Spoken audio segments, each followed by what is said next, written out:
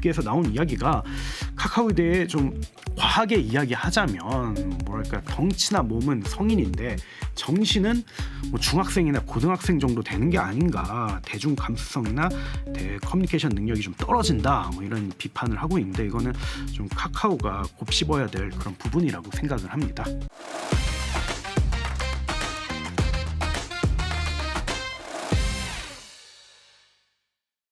고품격 테크 방송 아웃스탠딩 쇼. 안녕하세요. 아웃스탠딩 쇼의 진행을 맡은 홍선표 기자입니다. 오늘은 IT 업계를 넘어서 한국 사회 전체에 큰 이슈가 됐던 사건에 대해서 말씀드리려고 하는데요. 바로 국내에서 가장 큰 인터넷 기업 중 하나이면서 또 재계 15위 그룹인 카카오의 김범수 창업자가 구속됐다는 사실에 대해서 알아보도록 하겠습니다. 과연 검찰에서는 김범수 창업자가 어떤 잘못을 저질렀다고 생각하기에 김범수 창업자를 구속 상태에서 재판을 받게 했는지, 그리고 김범수 창업자를 비롯한 카카오 고위 임원들을 대상으로 진행되고 있는 여러 재판의 결과는 재계 15위 그룹인 카카오의 미래에 어떤 영향을 미칠지 등에 대해서 하나하나 천천히 살펴보도록 하겠습니다. 저희 아웃스탠딩의 최용식 대표님 모시고 함께 이야기 나눠보도록 하겠습니다. 예, 안녕하세요. 아웃스탠딩 최용식입니다. 방금 말씀드렸듯이 오늘은 이제 김범수 카카오 창업자의 구속 사건에 대해서 다뤄보려고 하고 있잖아요, 저희가. 그렇죠. 근데 구체적으로 지금 현재 상황이 어떤 건지 먼저 말씀을 좀 부탁드릴게요. 정말 사상 초유의 사태라고 볼 수가 있죠. 그 김범수 창업자가 구속이 됐는데요. 서울 남부지검에서는 그 자본시장법 위반 혐의로 그 김범수 창업자에게 구속영장을 청구했습니다. 뭐 쉽게 말해서 이제 수사를 해야 되는데 가둬놓고 수사를 하겠다 뭐 이런 뜻이죠. 혐의는 SM 엔터테인먼트 인수 과정에서 경쟁사인 하이브의 참여를 부당한 방식으로 막았다. 그 지난해 카카오와 하이브는 SM 엔터테인먼트의 경영권을 두고 이렇게 다툰 적이 있었잖아요. 서로 치열한 쟁탈전이.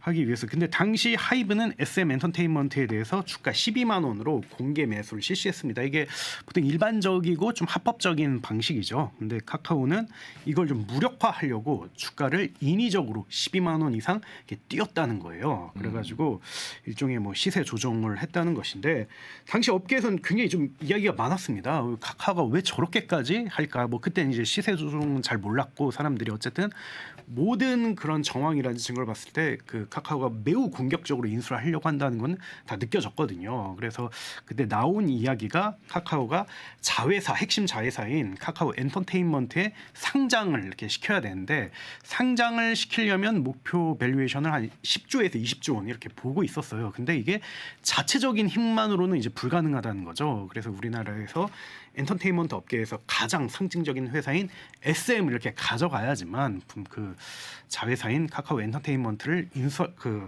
상장시킬 수 있다 이런 판단을 하고 이렇게 무리한 행동을 했다 이런 이야기가 좀 많았었습니다. 그 자본시장법에 따라서 그 되게 시세 조정은 굉장히 그 죄질이 안 좋은 범죄로 취급되는 걸로 제가 알고 있어요.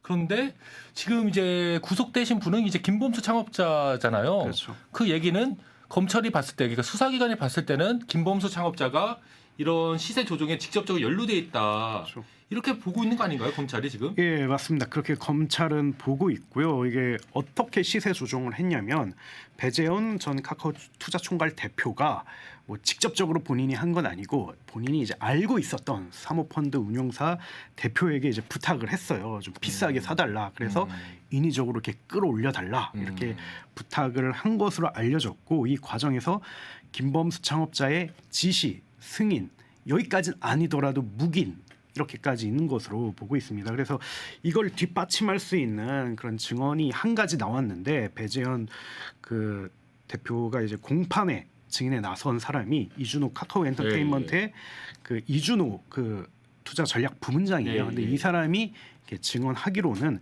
배재현 대표가 김범수 창업자의 허락을 받았다고 나한테 이야기했다. 이렇게 이야기를 한 거죠. 그러면 이건 정말 이게 사실이라면 확실히 연루 혹은 승인 됐다고 볼 수가 있는 거죠. 그래서 또 배재현 대표가 또 그 사모펀드 운용사 대표에게 제가 아까 얘기한 것처럼 SM 주식을 비싸게 사달라 이렇게 음. 얘기한 것에 대해서도 이렇게 증언을 했습니다. 그래서 그 부장 판사는 심사 끝에 구속영장을 이렇게 발부했습니다.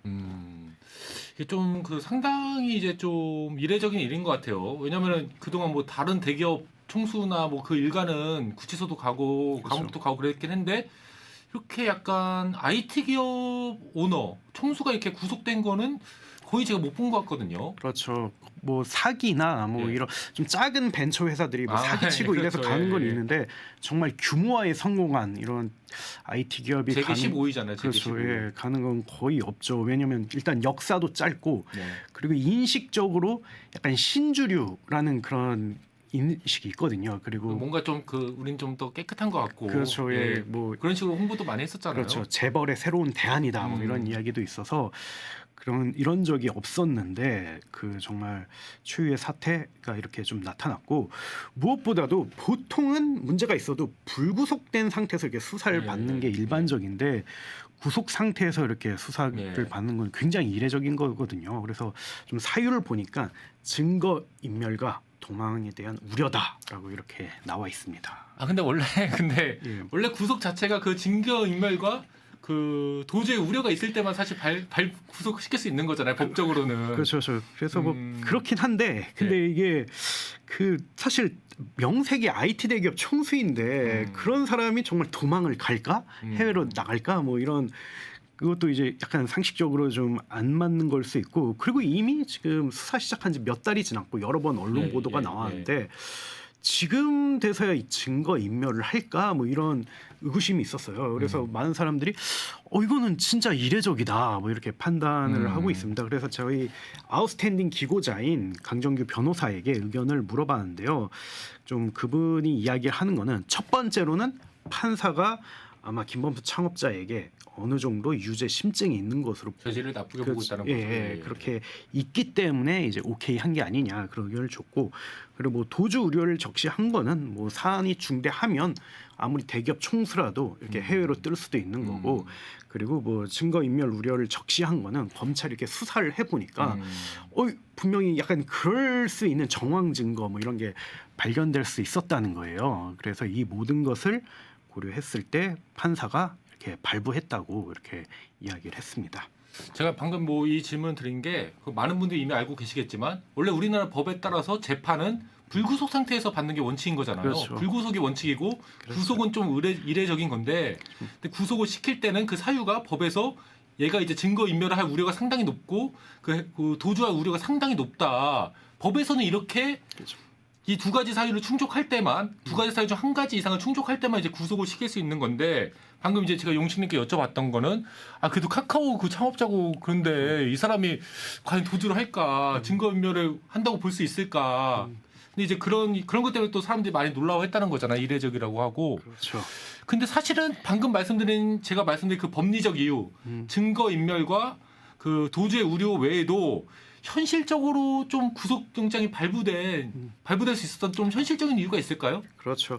그래서 여타 대기업은 뭐 여러 가지 명분이 있죠. 뭐 수출을 이렇게 담당하고 있고, 국가 경제 25%를 차지하고 있다. 그렇죠. 그리고 기간 산업을 책임지고 있고 이런 상황에서 총수가 구속이 되면 그렇죠. 이게 사회적으로 악영향이 너무 크다. 예. 뭐 이런 이야기가 있죠. 그래서 실제로 이건희 회장의 경우, 뭐 삼성그룹의 그 이건희 회장의 경우 비자금과 상속 이슈로 실제 뭐 재판 여러 번 받았는데 그러셨죠. 예. 그 대부분 뭐 집행유예로 끝나거나 아니면 뭐 예상보다 낮은 형량을 받았죠. 그때 재판부는 사유에 대해서 국가 경제에 이바지했고 그리고 큰 이바지하셨죠. 예. 사회공헌 활동도 굉장히 열심히 하셨기 때문에 이런 걸 참작했다라고 이렇게 이야기를 했는데 반면 카카오는 좀 이거에 좀 맞지도 않는다는 거예요. 일단은 내수 기업이고 수출 거의 안 하고 있고 어느 정도는 하지만 그 비중이 굉장히 작고 미미하죠. 예. 네 그리고 신생 회사이기 때문에 뭐 정말 기간 산업을 책임진다 이런 느낌도 없거든요. 그래서 아마도 법원에서도 큰 부담을 느끼지 않고 좀 구속영장을 발부하지 않았을까. 이게 어느 정도는 좀 평판이라든지 이런 이슈하고도 좀 맞닿아 있는 것 같습니다. 맞습니다. 저도 약간 그 뭐 국회나 보좌관 분들이나 아니면 대관 쪽 대기업 대관 쪽 분들 만나 뵈면은 이렇게 카카오 같이 내수 기업인데 내수 기업은 이렇게 그 뭐 수사하는 게 큰 부담이 없다고 하더라고. 어차피 얘네가 시장 점유율을 뺏겨도 그렇죠. 그거는 이제 다른 국내 기업들이 차지할 건데. 근데 약간 해외에서 돈 많이 벌어오는 기업들은 얘네가 혹시라도 타격 입으면은 다른 놈들이 이제 외국 애들이 이게 그 포션을 가져가는 거잖아요. 그렇죠. 그러니까 국부가 줄어드는 거니까 엄청 그 부담을 사실 느낄 수밖에 없죠. 그렇죠. 국가 전체 경제에 악영향을 미치니까. 일단은 제가 알기로 저도 이제 좀 보니까 카카오가 굉장히 당황한 것처럼 약간 반응을 한 것 같더라고요. 예. 우리가 그래도 재계 15위 뭐 총수인데 뭐 증거인멸이나 뭐 도주가 말이 되냐 막 이렇게까지 반응하신 분도 계시는 것 같고 카카오가 뭐 이번 사태 이후에 뭐 공식적인 좀 입장을 표명한 게 있나요? 일단 저희가 이제 그쪽하고도 이렇게 이야기를 해봤는데 일단 제 느낌으로는 굉장히 당황하고 있고 네. 그리고 여기에 대해서 언급을 좀 안 하려고 하고 있고 예, 근데 예. 다만 그분들이 이야기하는 거는 그 김범수 창업자가 구속되기 전에 그룹 협의회에서 뭐 다음과 같이 입장을 밝혔으니까 좀 이거를 참조해 달라라고 해서 그 자료를 좀 보내줬습니다. 그래서 그때 그 회의에서 김범수 창업자가 직접 이렇게 이야기한 내용인데요. 이건 제가 좀 잠깐 읽어드릴게요. 그래서 그룹 구성원들이 힘을 합쳐 경영쇄신과 AI 기반 혁신을 해야 되는데 이 같은 상황을 맞게 돼서 너무 안타깝다. 지금 수사가 진행 중인 상황이라서 자세히 설명할 수는 없지만 현재 받고 있는 혐의는 사실이 아니다. 이건 확실히 얘기할 수가 있다. 그 어떤 불법 행위도 자기는 지시하거나 용인한 적이 없다. 그래서 사실이 밝혀질 것이라고 생각을 한다. 특히 시세 조정권에 대해서는 그 SM 엔터테인먼트 주식을 매수하겠다는 그런 보고만 받았지. 그래서 여기에 대해서 승인을 했지. 구체적인 방식에 대해서는 난 알지 못했다. 그래서 정말 좀 안타까운 게 여러모로 어려운 상황인데 정말 한국 대표 테크 기업으로서 그 책무를 다하기 위해서 노력을 하겠다. 나부터 열심히 하겠다. 뭐 이런 입장을 이야기했습니다. 그래서 뭐 한마디로 이야기하자면 나의 구속으로 카카오와 IT 산업의 위축이 좀 우려된다. 뭐 어느 정도의 명분이죠. 그리고 나는 잘못을 하지 않았다. 이 입장을 확고하게 좀 이야기를 했고요. 다만 한 가지 좀 눈에 띄는 점은 보도 자료에서 회의하고 회의에 대한 사진하고 본인에 대한 사진이 이렇게 나와 있는데 굉장히 초췌해 보이더라고요. 그리고 이미지 전문가가 있지 않을까요? 카카오 안에? 그런가요? 브랜드 이미지 전문가도 있을 겁니다. 그래서 예, 좀 심신이 굉장히 좀 지쳐 보인 모습은 좀 짠한 건 있었습니다. 예. 예, 뭐 우리나라는 약간 뭐 무죄 추정의 원칙이기 때문에 당연히 법원에서 판결이 나기 전까지는 무죄로 보는 게 맞고 그렇죠. 당연히 이제 그렇게 이렇게 얘기하시는 것도 맞고 근데 이제 뭐 카카오 입장에서 아무래도 이제 총수 뭐 오너가 구속이 됐으니 진짜 비상 상황일 것 같습니다. 그렇다면 이제 지금 사실상 이제 경영을 이끌어 오셨던 김범수 창업자님이 지금 구치소에 들어가셨고 그러면 이제 그 동안 또 누가 또 이제 카카오 그룹을 좀 진두지휘해야 될 거 아닙니까? 이런 위기 상황에서 그렇죠. 누가 딱 나서갖고 예. 어떤 분이 나서시는 거죠?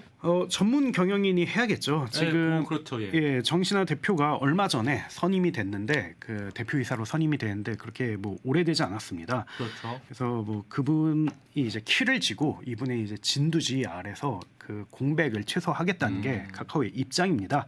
그래서 뭐 정신아 대표에 대해서 뭐 간략히 설명을 드리자면 컨설턴트 출신이고요. 예, 그리고 예. 뭐 네이버와 같은 대기업에서도 좀 있었고 예. 그리고 무엇보다 가장 큰 커리어는 카카오 벤처캐피탈 자회사인 카카오 벤처스에서 심사역으로 들어갔다가 어느 정도 성과를 내고 이렇게 대표가 된 그런 인물입니다. 그래서 기본적으로는 혁신 비즈니스와 좀 투자에 대한 이해도가 좀 높다는 그런 점이 있고요. 다만 이것은 조금 조심스러운 이야기이긴 한데 아무래도 어려운 시국에 여성 CEO라는 좀 이미지 메이크업도 고려하지 않았나 그렇게 저는 생각을 합니다. 이 정신환 대표님이 약간 워타입, 그러니까 전시 상황에서 진두지휘를 할 만한 그 경험을 갖고 있다고는 저는 그렇게 생각이 되지는 않긴 합니다, 사실은. 그렇죠. 왜냐면은 그 약간 카카오 벤처스도 물론 되게 중요한 계열사지만은 카카오의 뭐 핵심 계열사는 아니잖아요, 사실은. 그렇죠. 그리고 뭐 그게 이제 뭐 벤처 투자 자체는 굉장히 중요한 업역이지만 그게 IT 기업으로서의 그 본업하고는 좀 약간 한 발자국 떨어져 있는 업이라고 볼 수도 있고 약간 조직을 장악하는 그 그립감이 이런 위기 상황에서 진짜 딱 카리스마 있는 사람이 딱 조직을 장악하고 이끌어 나가는 게 중요한 것 같은데 약간 워타입은 아니라는 생각이 저는 들긴 하네요, 개인적으로는. 예, 뭐 말씀하신 것처럼 카카오가 2인자라고 할 만한 사람이 없어요. 뭐 원래 오너들은 2인자를 안 키우잖아요. 예, 그래도 그래도 2인자라고 할 만한 사람은 혹시 모르기 때문에 둘 네. 수도 있는데 이건희 회장님의 뭐 이학수 실장이라든지 뭐 이런 분들 그 정도죠. 예. 그래서 카카오에 그런 사람들이 옛날엔 좀 있었어요. 공동 창업자들도 좀 있었고 뭐 남궁훈 대표도 2인자라고 그렇죠. 할 만한 충분히 입지가 그러실 만한 있었고 분이죠. 그런데 정신하 대표는 사실은 카카오에서 많은 입지와 리더십을 갖췄다고 보기에는 좀 아쉬움이 있습니다. 왜냐하면 카카오 벤처스 자체가 카카오 그룹 내에서 매출이 아마 가장 적은 회사 중 하나일 거예요. 그럴 수밖에 없죠. 예. 예. 어떻게 보면 자회사 대표 중에서도 가장 말석에 가까운 자리란 말이죠. 그렇기 때문에 좀 그 자체로 좀 어려움이 있고 그리고 특히 이제 카카오의 경우 주력 사업들을 이끈 헤드들이 명확하게 있거든요. 그렇죠. 과연 이들을 통제할 수 있을까? 그 쉽지 않을 거라고 보고요. 그리고 더 나아가서 이너서클 그룹 멤버들이 있어요. 있죠. 카카오의 김범수 창업자하고 밀접한 그런 약간 김보수 차관장의 약간 친위 부대 같은 부대들이 그렇죠. 있죠. 예, 그 오른팔 왼팔 뭐 그렇죠. 이런 분들이 있죠. 예, 뭐 그래서 이걸 형님 리더십 뭐 이렇게 얘기하기도 예. 하잖아요. 근데 이들을 과연 이렇게 리드할 수 있을까? 이거는 현실적으로 좀 쉽지 않다고 생각을 하고요. 여기 뭐 카카오 특유의 뭐 취약한 시스템, 조직 구조 뭐 이런 것까지 감안하면 어려울 거다 그렇게 보고 있습니다. 김범수 창업자님이 딱 밖에 버티고 계실 때는 약간 이런 유형의 그 CEO가 전문 경영인이 있어도 괜찮을 것 같은데 그렇죠. 과연 그 지금 약간 국가 비상 상황인 거잖아요. 약간 그렇죠. 카카오로 치면은 카카오 비상 상황인 거잖아. 지금 뭐 계엄령 같은 거 내리고 뭐 그런 그렇죠. 상황인데 약간 이 리더십으로 얼마나 그 단결해갖고 위기를 헤쳐나갈 수 있을지는 좀 저희도 좀 유심히 봐야 될 것 같아요. 그렇죠. 말씀하신 것처럼 이제 김범수 창업자가 뭐 결국 핵심적인 의사결정 다 하는 거고 그렇죠. 이걸 서포팅하고 이제 밖에 그 알리는 걸로 이제 정신하 대표가 이렇게 분업화 됐다고 볼 수가 있는데 근데 어쨌든 이 핵심이 빠지고 나는 상황에서 그것만 하기에는 굉장히 어려움이 있겠죠. 게다가 또 요즘 굉장히 IT 산업이 급변하고 있고 굉장히 공격적인 의사결정이 필요할 때도 있는데 예. 뭐 예를 들면 여기가 괜찮네. 근데 밸류가 몇 천억짜리야. 그리고 근데 인공지능이야. 뭐 이런 여러 가지 이슈가 있으면 창업자가 지를 수도 있는 거거든요. 그런 건 사실 오너만이 결정할 수 있는 영역이 문제이기도 그렇죠. 하죠. 근데 그거를 전문 경영인이 할 수 있을까? 그거는 굉장히 좀 회의적인 입장이죠. 예. 그러면 다시 이제 수사 얘기로 한번 가볼게요. 그렇죠. 그럼 뭐 이제 뭐 수사를 저희가 약간 추정하기는 좀 힘든 부분도 있으나 그렇죠. 그래도 대체적으로 이제 어떻게 수사가 이제 흘러갈 거라고 보고 있나요? 법조계에서는. 일단은 좀 뭐랄까 그 확실한 점은 그 사법 리스크가 이제 시작이라는 거예요. 이제 시작이죠. 이게 뭐랄까 앞으로 뭐 몇 달 있으면 끝났나 뭐 이런 게 아니라 앞으로 이게 지난한 시간이 걸릴 것이다 이렇게 볼 수가 있는데 일단 먼저 검찰이 기소를 하지 않았어요. 아직 안 했죠. 예, 아마 현 시점에서 수십 일 정도 구속 기간을 갖고 이 중에서 이렇게 가장 뾰족한 걸 찾아가지고 기소를 할 거죠. 그 다음에 그 구속 상태로 이제 재판을 계속 받게끔 만들죠. 그래서 어떤 혐의를 이렇게 적용할 것인가 이걸 알 수도 없고 그리고 지금 얼핏 생각했을 때는 SM 엔터테인먼트의 뭐 시세 조정 혐의가 뭐 주가 되겠지라고 생각을 할 수가 있는데 다른 혐의가 아마 이렇게 들어올 수도 있는 거거든요. 그러니까 이 모든 것들이 상황을 굉장히 불확실하게 만들고 카카오 입장에서 대응을 어렵게 만드는 그런 요소라고 볼 수가 있습니다. 사실 기업 입장에서 제일 안 좋은 게 이 불확실한 상태가 쭉 가는 거잖아요. 사실 그렇죠. 그냥 세게 한 대 맞는 게 낫지. 그렇죠. 이게 몇 년 동안. 근데 저는 사실은 이제 어떻게 보면 약간 모래 늪에 빠졌다. 아주 찐득찐득한 모래 늪에 빠졌다는 생각이 드는데 저도 옛날에 기사 쓰면서 관련 기사를 한번 썼었잖아요. 카카오뱅크 관련해 갖고. 그렇죠. 그래서 한번 쭉 훑어봤었는데 그 SM 엔터테인먼트 시세 조정 말고도 지금 굉장히 한 대여섯 건 되는 것 같던데 어떤 게 진행되고 있는지 좀 말씀 좀 해주세요. 그래서 뭐 복수 언론 보도에 따르면 여러 가지를 수사하고 있다고 하는데요. 일단은 카카오 엔터테인먼트가 2020년에 이것도 밸류에이션을 높이기 위한 방안이었는데 드라마 제작사 바람피처스를 이렇게 인수한 바가 있어요. 근데 그때 해당 회사 관계자, 뭐 대주주겠죠. 이게 시세 차익을 몰아줄 목적으로 해당 주식을 비싸게 매입을 하고 그리고 회사 그렇죠. 증자를 했다라는 의혹이 있고요. 그렇죠. 그리고 카카오 모빌리티가 알고리즘 조작을 통해서 그 자사 가맹 택시인 뭐 카카오티 블루에 코를 이렇게 몰아주려고 했다. 이건 어떻게 보면 이제 독과점, 뭐 공정위와 관련된 거일 수 있고요. 그리고 카카오가 굉장히 좀 논쟁적인 비즈니스에도 손을 댔거든요. 그렇죠. 그게 바로 블록체인인데 그 플랫폼 개발사인 클레이튼 그 관계사 임원들과 그리고 김범수 창업자가 그 이렇게 조성된 투자금을 사적으로 유용했다 뭐 네. 이런 혐의도 있고 더 나아가서 스타트업 씬에서도 좀 문제 제기가 좀 많았어요. 그 김범수 창업자가 그 다 그런 건 아닌데 상당히 그분이 하는 걸 보면 지인들의 회사들을 비싸게 사거나 뭐 이런 투자를 하거나 이런 경우가 있거든요. 물론 그 자체로는 문제가 안 되는데 그게 회사 자금과 연관이 되고 카카오 비즈니스와 연관이 되는 그런 것도 있어요. 이건 어떻게 보면 좀 배임에 가까울 수가 있는 거죠. 아니 뭐 자기 돈으로 비싸게 사주는 거는 아무도 뭐라고 안 하죠. 그렇죠. 근데 근데 왜 회사 돈 투자 자금 예, 갖고 사느냐. 그러면 문제가 될 수가 있죠. 그래서 뭐 하나의 사례가 과거 조수영 대표를 영입을 했을 때 예. 개인 회사를 수백억 주고 인수를 했거든요. 근데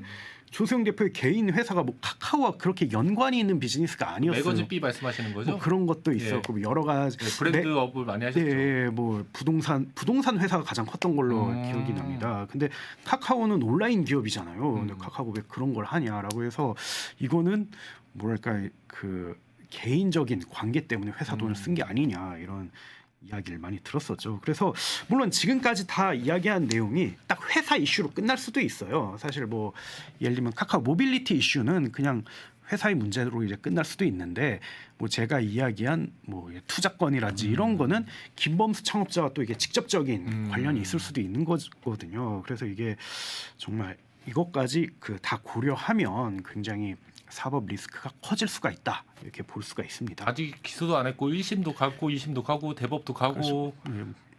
아직 그렇죠. 많이 좀 걸릴 것 같네요. 근데 이제 그 김범수 창업자님 외에도 약간 뭐 핵심 임원들 그렇죠. 그분 핵심 임원이라고 부를 수 있는 만한 분들도 지금 엄청 수사를 받고 계시잖아요. 그렇죠. 지금 뭐 말씀하신 것처럼 배재현 카카오 투자총괄 대표가 현재 그 재판을 받고 있는 상태고요. 근데 이게 SM 엔터테인먼트 건이기 때문에 네. 이게 재판이 병합이 될 수도 있고 같은 걸로 해갖고 예, 아니면 뭐 따로 진행될 수도 있습니다. 그러면 뭐 짧아도 뭐 2, 3년, 뭐 길면 4, 5년 여기에 다른 혐의가 추가됐다라고 하면 그 이상이 될 수도 있고요.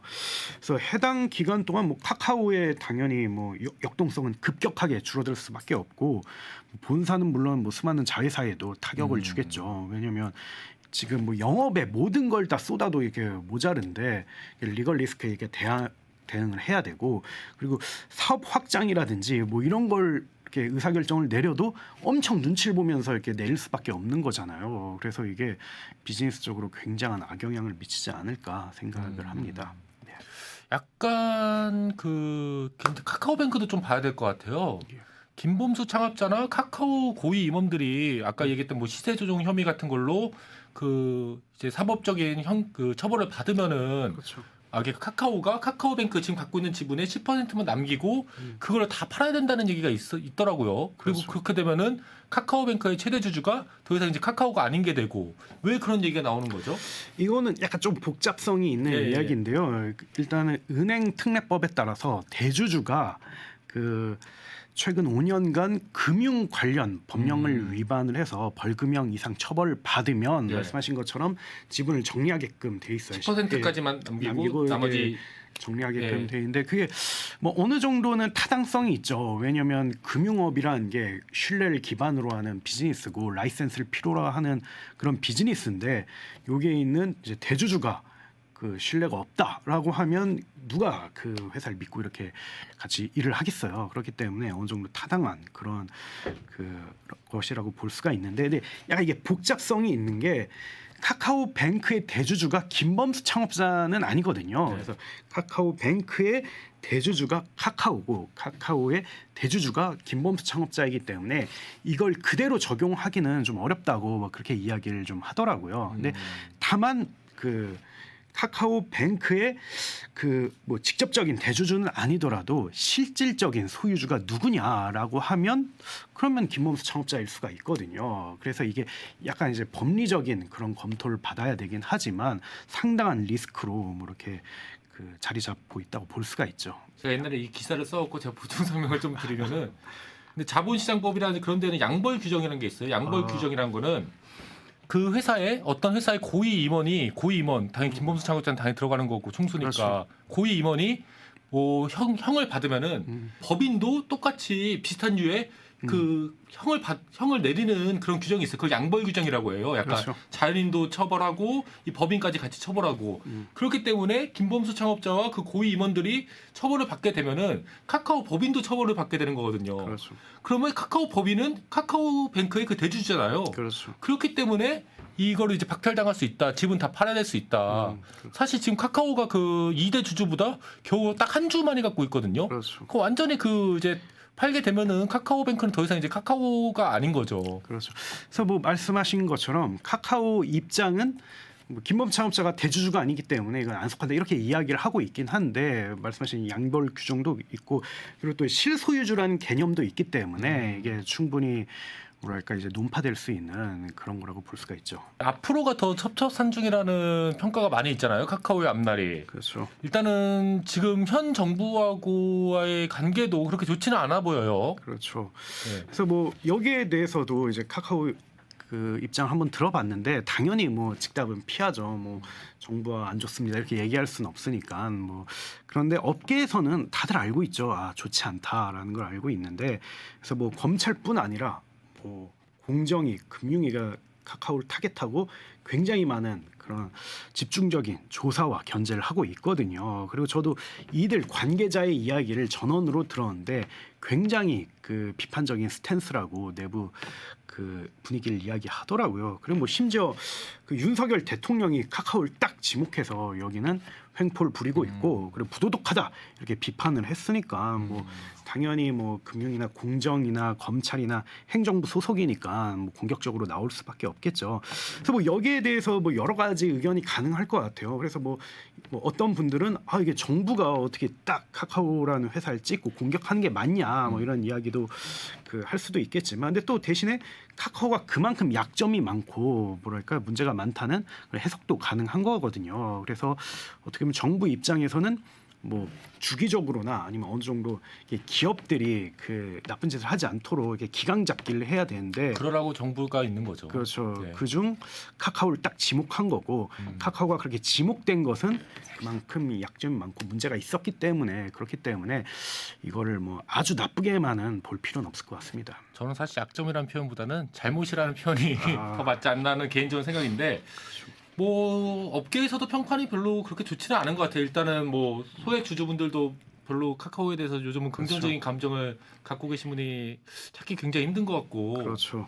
그래서 말씀하신 것처럼 자회사 상장과 그리고 본사의 뭐 사업 부진으로 주가 관리에 실패를 해서 정말 엄청나게 물린 주주들이 많거든요. 그게 벌써 2, 3년 됐는데 여기에 대해서 뭐 회복이라든지 이런 기미가 보이지 않으니까 굉장히 엄청난 불만을 나타내고 있는 상황이고요. 그리고 카카오 플랫폼에서 활동하고 있는 뭐 소상공인이라든지 중소기업 이들도 뭐 수수료 문제나 이런 걸로 굉장히 예민한 상태이고 스타트업 중에서도 카카오하고 직접 경쟁하는 회사들이 있거든요. 맞죠. 여기는 좀 약간 불만을 가질 수밖에 없죠. 아니 카카오 정도 되는 회사라면 좀 해외에 나가서 사업을 하거나 아니면 우리에 뭐 투자하고 인수를 해줘야지 왜 우리가 직접 경쟁을 하느냐. 물론 투자와 인수도 하긴 합니다만 근데 직접 경쟁하는 영역도 상당히 많거든요. 그래서 좀 이들이 대체로 반감을 가지고 있죠. 그래서 아무래도 정부 입장에서도 좀 손을 대겠다 이렇게 생각을 이렇게 먹은 그 마음을 먹은 게 카카오를 불편하게 생각하는 사람들이 많으니까 그렇다고 이렇게 볼 수가 있고 뭐 사회 전반적으로 뭐 부의 불균형이라든지 그리고 뭐 서민 경제 악화 이런 거에 좀 카카오가 일조한 게 아니냐 그런 생각을 가진 게 아닌가 뭐 생각해 봅니다. 카카오를 좀 몇 년 동안 봐오면은 자꾸 자기 스스로를 약간 불리한 처지로 막 머리를 이렇게 들이민다는 생각이 좀 들어요. 그렇죠. 그냥 헛발질을 계속 하시는 것 같아요. 그렇죠. 그래서 이게 정말 좀 안타까운 게 벌써 이렇게 세간의 비판을 받은 게 2, 3년 됐거든요. 네. 류영준 카카오페이 대표가 그 이렇게 먹튀 논란을 했죠. 그래서 그 이후로 계속 이제 부정적인 그런 뉴스가 나오고 비판적인 뉴스가 나왔는데 여기에 대해 제대로 지금 대처를 못 하고 있습니다. 벌써 뭐 대표이사가 4번이나 교체되기도 했고요. 그리고 외부 유명 인사를 이렇게 영입을 해서 뭔가 쇄신을 하겠다고 하는데 뭐 이렇게 손발이 안 맞아가지고 뭐 그렇죠, 카카오의 그렇죠. 내부 문제를 뭐 폭로하기도 그렇죠. 하고 뭐 페이북에 많이 올리셨죠. 뭐 그리고 결국은 이제 나가셨잖아요. 네. 뭐 이런 이게 뭐 어떻게 보면 흥미롭고 뭐 어떻게 보면 이럴 수도 있겠구나라고 생각을 할 수 있는데 이게 대기업이 할 만한 건 아니거든요. 그런 행동을. 그리고 가장 최근에는 우리 이제 대기업임을 인정하겠다. 그래서 자회사 잘 관리하고 이해관계자 잘 이렇게 다스리겠다라면서 CA 협의체를 만들었는데 사실상 뭐 뾰족한 솔루션은 나오고 있지 않고 있어요. 그래서 업계에서 나온 이야기가 카카오에 대해 좀 과하게 이야기하자면 뭐랄까 덩치나 몸은 성인인데 정신은 뭐 중학생이나 고등학생 정도 되는 게 아닌가. 대중 감수성이나 커뮤니케이션 능력이 좀 떨어진다. 뭐 이런 비판을 하고 있는데 이거는 좀 카카오가 곱씹어야 될 그런 부분이라고 생각을 합니다. 이런 지적을 정말 뼈아프게 들어야 된다고 생각하는 게 이미 굉장히 많은 시간이 흘렀어요. 그렇죠. 카카오페이 먹튀 사건부터 이제 시발됐다고 보면은. 그렇죠. 근데 그 사이에 뭐 아무것도 변한 게 없어요. 그냥 똑같아요. 그렇죠. 그래놓고서 맨날 우리 대기업 아닙니다. 총수 동일인 지정하면 안 됩니다. 그렇죠. 좀 기업이 힘이 있으면 그만큼 해야 되는 거 아닙니까? 그렇죠. 책임도 지고. 그래서 말씀하신 것처럼 뭐 참조할 레퍼런스 사례가 좀 있거든요. 네이버가 그렇죠. 참조를 하면 좋을 것 같은데. 네이버인데 네이버가 독과점 논란에 휘말렸을 때 바로 이렇게 움직였거든요. 그래서 문제성 서비스 대거 정리해버리고 그리고 만약에 스타트업하고 경쟁하는 혹은 스타트업에 피해를 입힐 만한 그런 서비스도 하지 않겠다라고 공언을 했고 그리고 수천억 원 규모의 대규모 상생 자금을 마련해서 뭐 중소상인들이라든지 아니면 뭐 사업체들에게 이렇게 지원을 했거든요. 그 다음부터 또 해외 진출도 본격적으로 하셨죠. 그렇죠. 예. 그리고 끊임없이 우리는 사회와 함께한다. 그래서 이걸 대표적으로 알 수 있는 게 스마트 스토어를 만들면서 그때 늘 이야기한 게 우리는 소상공인을 위해 서포팅하는 조직이지 절대 우리는 대형 커머스 사업자가 아니다. 그래서 뭐 수수료율도 제일 낮게 이렇게 책정을 했고 뭐 정산이라든지 이런 것도 최대한 유리하게끔 만들었거든요. 예, 맞습니다. 근데 이 카카오는 이게 말로는 잘못 안 했다. 그리고 정말 조심하겠다. 뭐 이렇게 얘기를 하고 있지만 정말 대책이라고 할 만한 거는 이렇게 뚜렷하게 내놓은 게 없어요. 그냥 말로 때우고 마는 거죠. 그렇죠. 그래서 어떻게 보면 이렇게 소나기가 몰아칠 때는 정말 빨리 비를 피해야 되는데 이게 소나기 언제 그치나 막 이렇게 기다리는 것 같아가지고 좀 여러모로 안타깝고 이게 좀 빨리 움직이셔야 된다. 빨리 대응하셔야 된다. 이 얘기를 거듭해서 드리고 싶습니다. 네. 일단은 오늘 방송에서는 최근에 이제 김범수 카카오 창업자가 구속됐다 이 사실에 대해서 이야기를 나눠봤는데요. 저희가 방송에서도 여러 차례 말씀드린 것처럼 이게 뭐 한두 달 안에 끝날 문제가 아니고 굉장히 몇 년에 걸쳐서 쭉 진행될 문제이기 때문에 이런 일련의 사태에서 좀 짚어봐야 되는 점들이 있을 때마다 저희가 이게 방송으로 다뤄보도록 하겠습니다. 예, 다음 방송에서도 IT 테크 업계의 최신 이슈에 대해서 쉽고 정확하게 소개해드리도록 하겠습니다. 예, 오늘 방송은 여기서 이만 마치도록 하겠습니다. 감사합니다. 감사합니다.